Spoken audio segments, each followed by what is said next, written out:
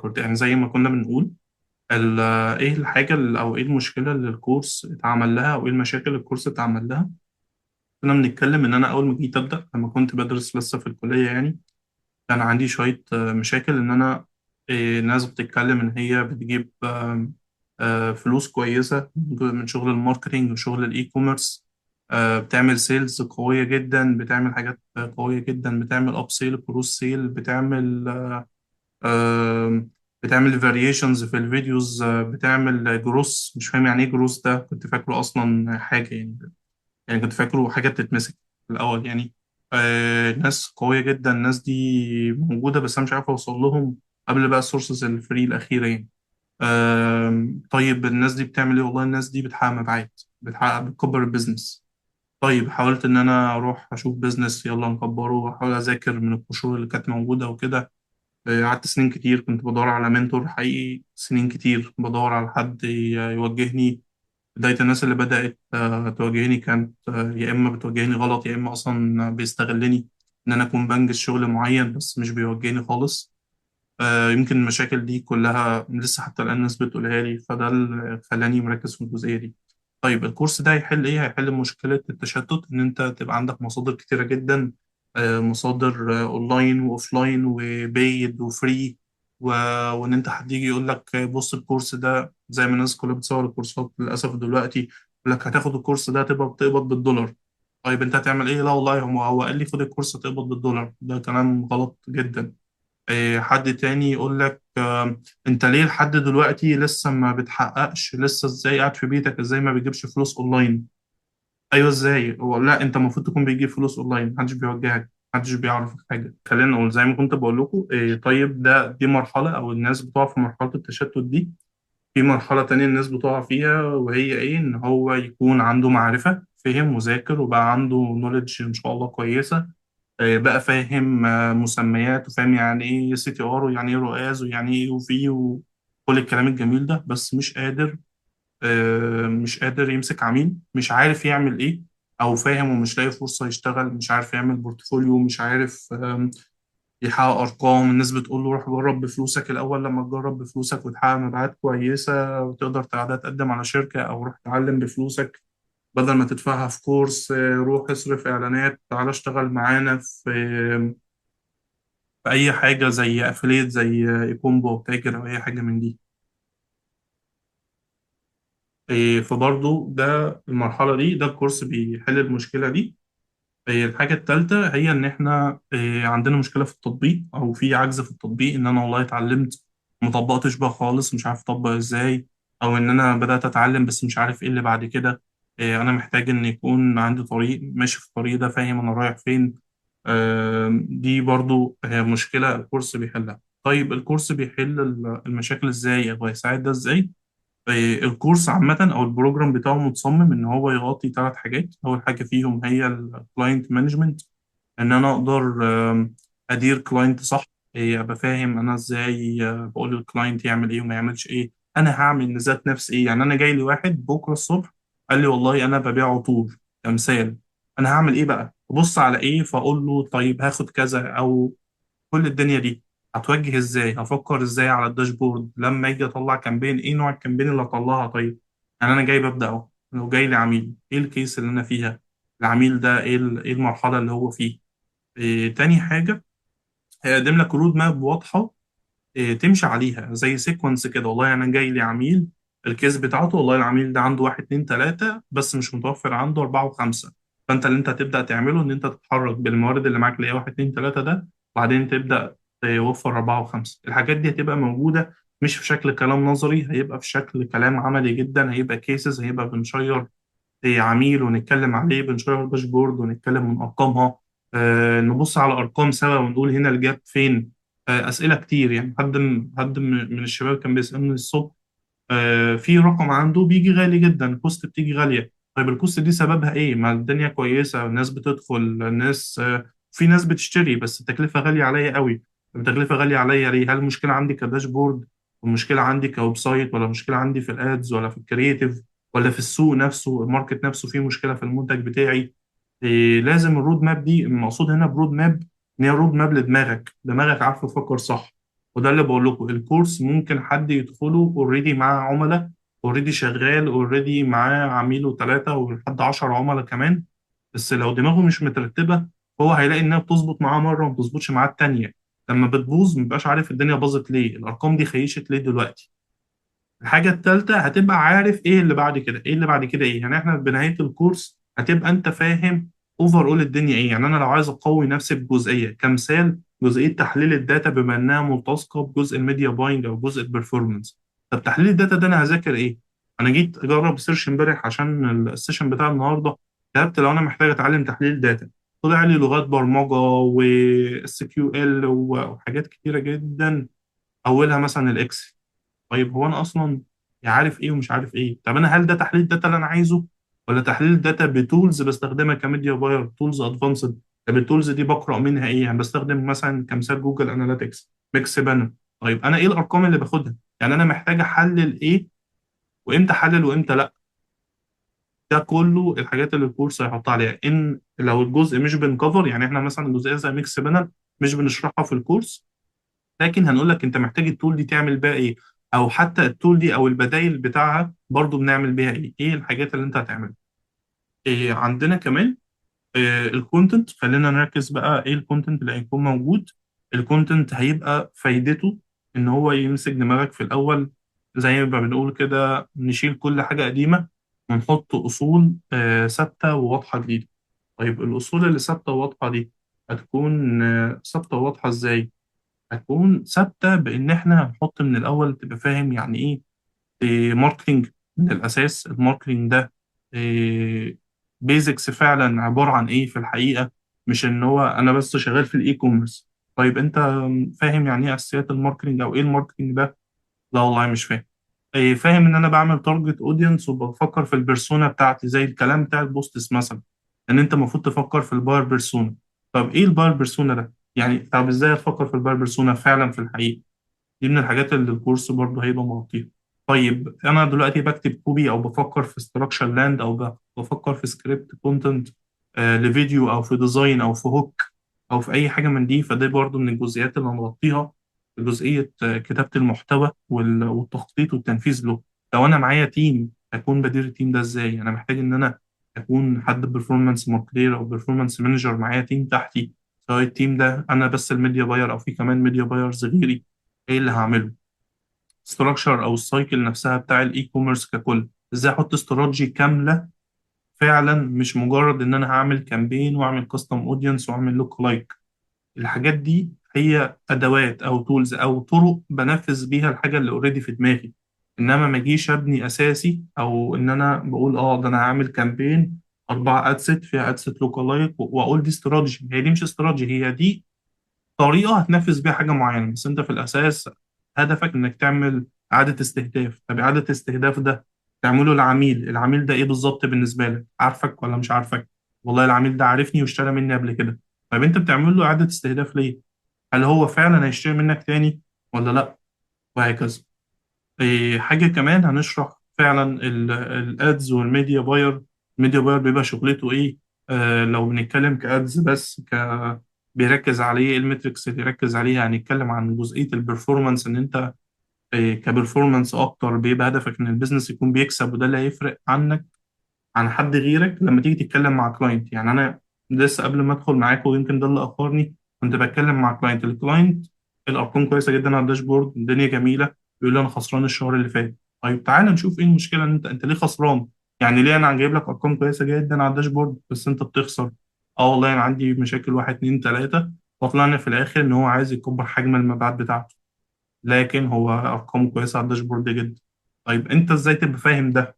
انت كحد شغال ايه اللي هيميزك عن كل الناس اللي بقت بتفهم ميديا باينج وبتذاكر ميديا باينج؟ كل الناس دلوقتي بتفتح يوتيوب وتشوف ميديا باينج، بيطلع لهم كمثال قناة باسم مجدي، شخص كويس جدا بيشرح بيزكس بتاع الداشبورد، بيدخل يتعلم منه، بيقدم له فاليو، الناس بتبدأ تعمل، بيدخل يكتب عن على كل المواقع ان انا ميديا باير، بيجي له شغل وبيجي له كلاينتس عادي جدا، ده رزق من ربنا. طيب هيعمل ايه بقى مع الكلاينت؟ او لو انت فعلا عملت ده وبقى معاك كلاينت، انت ماذا بعد بقى؟ ازاي تطور نفسك؟ ازاي العميل ده ما يقعدش معاك شهر ويمشي الشهر اللي بعده؟ فده برضه هنركز عليه في جزئيه الميديا باينج كمايند سيت وكبلاتفورمز. هنشتغل على البلاتفورمز سوا، انتوا هتبقوا شغالين سوا، هنقسمكم كجروبس. احنا زي ما قلت لكم العدد هيكون 9، وهوضح لكم ده دلوقتي. هنتقسم 3 جروبس، كل 3 شغالين مع بعض على بروجكت بيحققوا بيفكروا فيه، بيحللوا كل حاجة، بيطبقوا كل حاجة في الكورس أول بأول، وبيحددوا هيعملوا إيه. تبقى عارف، ودي نقطة مهمة، إيه الديجيتال سايكل؟ يعني إيه الديجيتال سايكل؟ الدنيا في الديجيتال دي عاملة إزاي؟ يعني أنا لما أجي أقول لك إن أنا عندي شركة ديجيتال ماركت كمثال، مين الموظفين اللي عندي؟ أنا عينت الموظفين دول على أي أساس؟ كل موظف هيعمل إيه؟ طب لو انت جزء من الشركة دي كموظف عندي، هيبقى شغلك ايه بس؟ طيب لو انت مدير للفريق ده، او انت بتعمل فريق فريلانس مثلا، ايه اللي الكورس ده او ايه اللي انت هتعمله؟ نطبق على البروجكت كل الكلام ده. اخر البروجكت كل حد فيكم يكون طالع ان شاء الله بارقام محققها، من الحاجات الجميله اللي الناس بتحبها زي سكرين شوتس من الادز وكده. بس الجنب ده هيكون فاهم ان هو فعلا طبق. طيب بعد نهايه الكورس هيكون معانا بونص سيشن، او بونص ممكن نقسمه على 2 سيشن. أول حاجة سيشن إزاي تعمل بورتفوليو للناس، لأن في ناس فعلا بتجيب أرقام كويسة وبتذاكر حاجات كتيرة جدا، عندها تكنيكال سكيلز قوية، بس للأسف مفيش بورتفوليو، أو مفيش بورتفوليو واضح، ودي بتبقى إجابة عند الناس. تاني حاجة، زي ما أنا دايما بحاول أعمل مع الشباب، لأن إحنا كلنا أصحاب شباب زمايل يعني، بعمل ريكومنديشن في شركات. في أكتر من شركة فعلا محتاجة، بتكلمني كذا مرة أو بيجي قدامي الفرص إن أنا أعمل ريكومنديشن للناس. الناس دول آه، فعلا بعمل ريكومنديشنز للناس. في ناس دخلت، والناس دي بقت ميد ليفل في الشركات دي دلوقتي، وعلى أبواب إنها تبقى سينيور، بسبب إن هي خدت حجم عملاء كبيرة جوه الشركات دي. هنتكلم برضو عن النقطة دي. هيكون معانا كمان إن إحنا نعمل سيشن لو أنت خلاص أنت مش حابب تتعين جوه وظيفة، مش عارف تلاقي وظيفة ازاي، هنشرح ازاي تلاقي وظيفة. او لو انت عايز عميل فريلانس يكون معاك برضو، ازاي تدور على عميل وتقنع العميل ازاي، وتقول له ايه وما تقولوش ايه. تمام. نتكلم هنا عن السعر بتاع الكورس. زي ما قلت لكم ان هو هيكون اول راوند دي 4.5 بدل 8.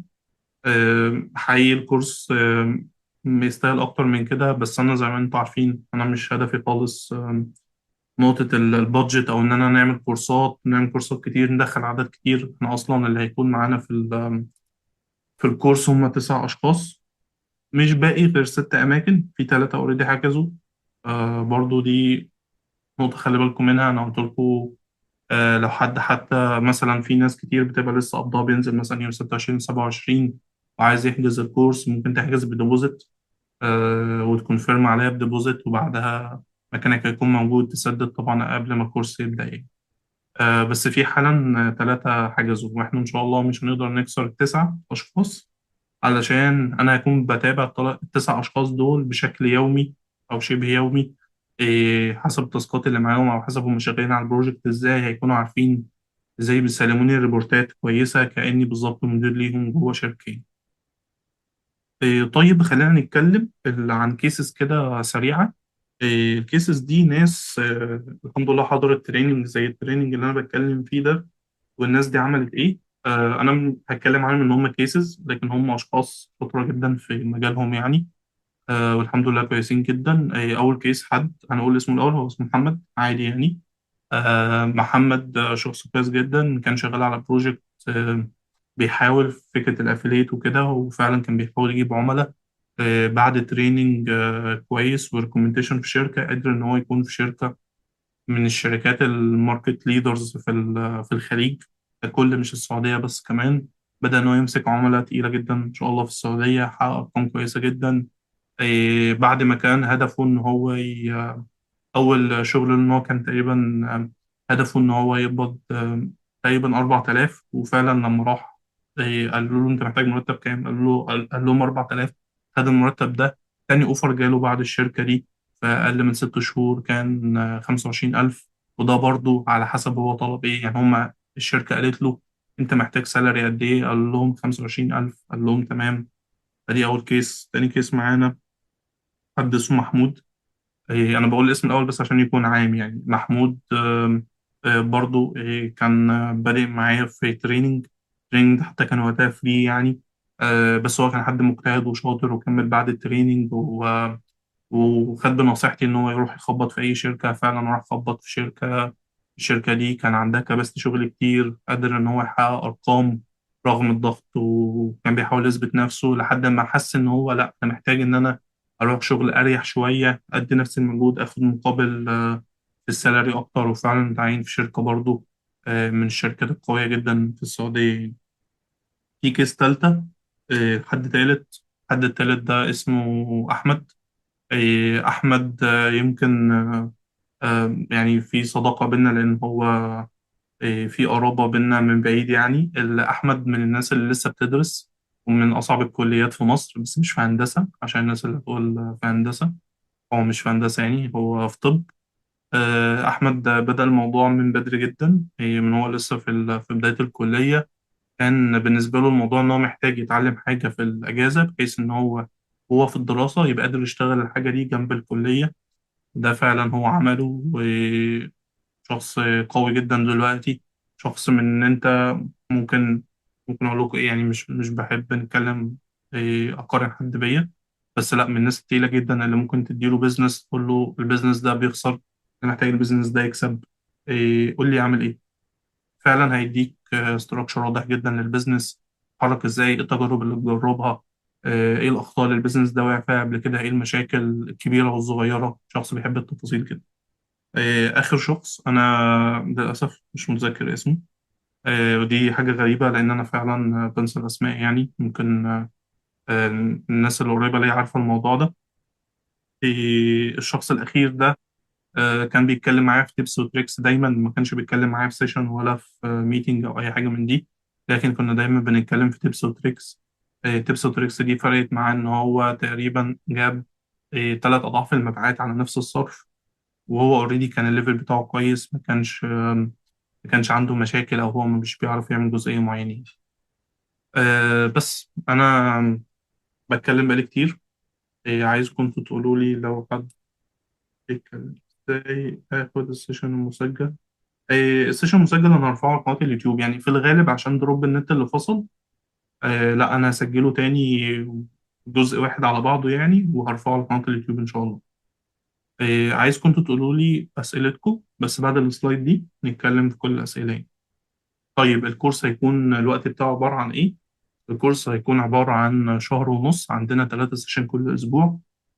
3 سيشن دول السيشنز اللي بندخل نتكلم فيها، لكن انت باقي الاسبوع بتطبق وشغال مع الناس اللي انت شغال معاهم. اكيد مش بتطبق ان انت قاعد ليل نهار شغال على البروجكت يعني، بس القصد ان انت بتطبق تاسكات والسيرش بتاعك. بتعمل حاجات، بتجهز كرييتيفز، بتطلع، بتجهز لاندات، بتجهز او ويب سايت على حسب البروجكت يعني، بتجهز كرييتيف، وهكذا. هنكون شغالين ازاي، او الميتنجز بتاعتنا ازاي؟ هتكون على برنامج ديسكورد. هنكون متقسمين بنظام الجروبس. احنا قلنا ان العدد هيكون 9. ال9 دول هيتقسموا 3 في كل جروب، هيكون معانا 3 جروبس يعني. هيكون معانا فاينل بروجكت. الفاينل بروجكت ده هو اللي انت على اساسه هتكون نهاية الكورس. انت تكون شغال بتحاول تعمل تاسكس معينة، بيقابلك مشاكل، بتعمل اعلانات، بتجيب الكوست غالية، بتشوف الكوست الغالية دي غالية ليه. يعني مثلا انت حاطط الماكس سي بي بي بتاعك 30 جنيه، جات لك 90 جنيه. طب ايه المشكلة عندك؟ تبدأ تحلل الأرقام وتحل في المشاكل، بحيث إن أنت لما تيجي بعد نهاية الكورس تاخد بروجكت جديد أو عميل أو أيا كان، تبقى قادر فعلا إن أنت ت- تمانج نفس السايكل يعني إن شاء الله. فبس هنا أنا خلصت. قولوا لي لو عندكم أسئلة. وفي حاجة في الرسائل. ماشي، قولوا لي لو عندكم أي سؤال. أنا معاك. ممكن نفتح المايكات دلوقتي، لا أظن مش هعمل.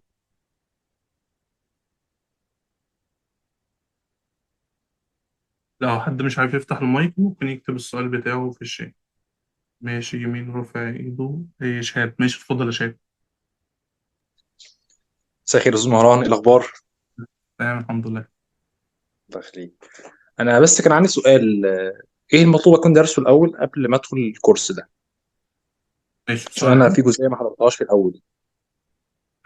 ماشي، هو انت حضرت طيب من اول الكونتنت ولا لا؟ لا لا، مش من اوله، يعني انا دخلت بعد ربع ساعه تقريبا من اول. ماشي طيب بص، احنا في الكورس ده يعني دي هتكون حاجة مميزة. احنا الكورس زي ما قلنا كورس موجه لأكتر من حد. الحد الأول يكون حد بدأ وتعلم حاجات كتير جدا بس عنده تشتت. الحاجة التانية إن مم. هو يكون حد عنده معرفة نظرية ولكن ما طبقش. الحد التالت حد محتاج يرتب دماغه. طيب لو أنا كل اللي أنا بعمله إن أنا عارف فكرة الإي كوميرس ده من بعيد، أو بحاول أدخل موضوع التسويق ومش عارف، إيه، هتدخل الكورس هتفهم برضو الدنيا وهيكون موجود. لان احنا في اول الكورس في اول سيشن بالذات هنتكلم عن بيزكس من الاول. يعني حتى اللي عنده نولج قبل كده هنقول له انسى كل النولج دي ورتب معانا من اول وجديد. فاظن الكورس وده يمكن انا عامله ريكومنديشن لحد قريب ليا، يعني هو لسه داخل المجال، قلت له برضه عادي ادخل الكورس واحضر مع الناس يعني. ف- تمام. فأظن مش محتاج أي حاجة قبل الكورس تكون مذاكرها إن شاء الله يعني. تمام، تاني سؤال، ميعاد الكورس هيبدأ امتى؟ ماشي، الكورس هيكون أول سبت في شهر 12 اللي هو تقريبا يوم 7، اللي هو يوم اول 7. سبت في شهر 12. تمام. أول سبت في شهر اللي هو يوم 7 إن شاء الله 7/12. دي هتكون البداية. حضرتك كنت كاتب في الجروب ان هو اونلاين ولا اوفلاين؟ لا لا، أونلاين هنكون على برنامج ديسك. تمام. طيب معلش برضو اخر سؤال، لو هحجز ازاي؟ اتواصل مع مين عشان احجز؟ ماشي، هو في فورم تقدر تسجل فيها هبعتها لكم دلوقتي تاني. تمام. يعني شوف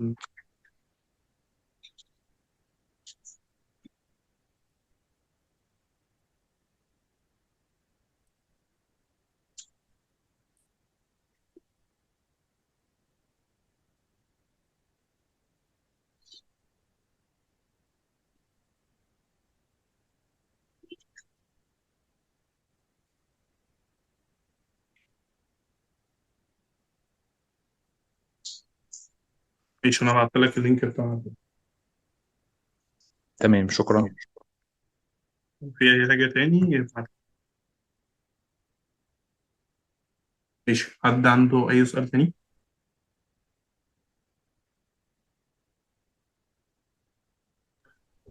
انا يا باشمهندس، انا ما سمعتش اخر السؤال اللي هو اللي كان بتاع الكورس ده لمين يعني. آه ما سمعتش كويس، بس ممكن حضرتك تعيد لو حد لسه اصلا داخل المجال هل يناسبه؟ يعني خلينا نعيد تاني بسرعة. بس احنا في أول الكورس هنشرح بيزكس من الأول. البيزكس دي إن شاء الله هتكون بتغطي كل حاجة من الأساس، بتبني لك دماغك من الأول. حتى لو أنت أوريدي كان عندك سابق خبرة، لو أنت معاك عملاء من الأساس حالا كمان، برضو البيزكس دي هتفرق في دماغك جدا، هتفرق في طريقة تفكيرك وفي الأكشنز اللي أنت بتاخدها، بحيث إن أنت تبقى عارف إزاي تطور العميل اللي معاك، أو أوريدي إن أنت تبقى بتفهم من الأول إيه الدنيا على ايه، زي ما بيقولوا يعني ايه بقى الاي كوميرس وايه الماركتنج وكده. بس برضو مش في صورة مملة. إيه، حط الفورم عام. يعني ايه الفورم عام عشان ابقى فاهم؟ الفورم انا بعتها على جروب الواتساب دلوقتي. هنطبق على بروجكت حقيقي صح مع كلاينت معايا. لا مش على كلاينت معايا، بس احنا هنقسم الناس إيه، كل الناس هتقسم يعني. طيب هنتقسم ازاي؟ انا وانا بشرح اكون بشرح على كلاينتس معايا وكيسز معايا وداشبورد معايا فعليا، ونبص ونعمل تعديلات ونشوف. طيب انتوا هتبقوا شغالين ازاي؟ انتوا هتبقوا شغالين على عملاء انتوا اللي مكريتينها او عملاء معاكم. ازاي؟ يعني احنا متقسمين 3 جروبس. الثلاثه جروبس دي كل جروب منهم هيبقى شغال على بروجكت مختلف، له اكسس بورد بتاعه وشغالين عليه. العميل ده بقى ممكن يبقى وقتها للأسف اللي بنلجأ لهم يعني الناس بتوع الأفليت، نشتغل على منتجات أفليت ونشوف الكيس دي، أو أو شغالين أوريدي في جروب مع بعض، أو حد معاه كلاينت حب يشيره مع الناس بس، أو دخلنا في حتة إن تعالى نحاول نجيب كلاينت بس هيكون عشان فريم الوقت صعب طيب. ماشي، قولوا لي أنت شايف رافع إيده دي تاء بالغلط ولا دي هي؟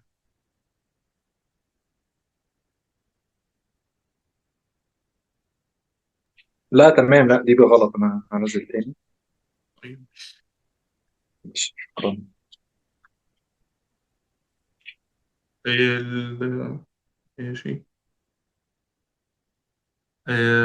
تسلم يا إسراء والله. إسراء بتقول لكم في الشات يا جماعة حقيقي الكورس هيفرق معاكم يعني.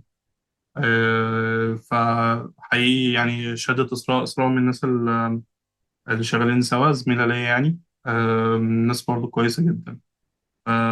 إن شاء الله فعلا تكونوا استفادوا نفس الاستفادة يعني بإذن الله. قولوا لي لو حد تاني محتاج أي حاجة. خلينا، محدش عنده أي سؤال؟ خلاص الدنيا تمام. الرؤية واضحة إن شاء الله عند الكل. ماشي يا شباب، الفورم موجودة في الجروب. زي ما قلت لكم أنا مش هقدر آخد أكتر من 9 أشخاص. بس عشان فكرة زي ما قلت لكم إن إحنا نقسم جروبس، كل جروب يبقى شغال. ال9 أشخاص دول فيه أوريدي فعلا، مش هنقول جروب اكتمل يعني لأن هم لسه الناس مش بتقسم. بس في 3 أوريدي حجزوا، فإحنا بقى معانا 6 أماكن بس. كنت أتمنى والله إن السيشن أعمله وقت معلن عن الكورس، بس فعلا الأماكن دي أوريدي خلاص اتحجزت. رتبوا الدنيا، لو حد عنده أي سؤال ممكن يبعت لي في رقمين، ممكن يبعت لي عليهم. اللي هو 015 وفي 010، هسيب لكم الرقمين يعني. برضو في الجروب. وانس إن أنت حولت وسجلت في الفورم خلاص أنت كده كونفيرمد بالنسبة لي. لو عندك أي سؤال أو أي ملاحظة أو أي حاجة أو حابب تتأكد إن التحويل وصل، ممكن برضو تبعت لي رسالة. مفيش أي مشكلة يعني. بس شكرا لكم يعني.